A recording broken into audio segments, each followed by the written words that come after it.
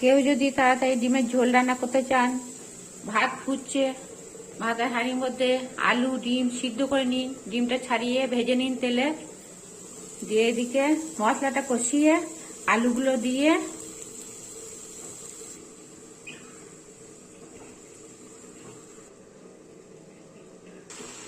নাড়াচাড়া করে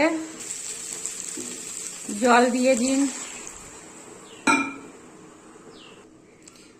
দিন, পরিমাণ মতো নুন, এরপর দিয়ে দিন ঢাকা। ঝোল ফুটে গেছে, এবার ঢাকনা খুলে নিচ্ছি।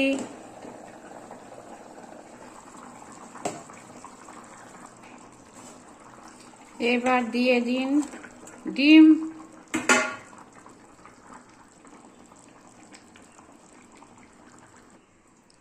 আগে আলু সিদ্ধ ছিল, হয়ে গেল ঝটপট ডিমের ঝোল।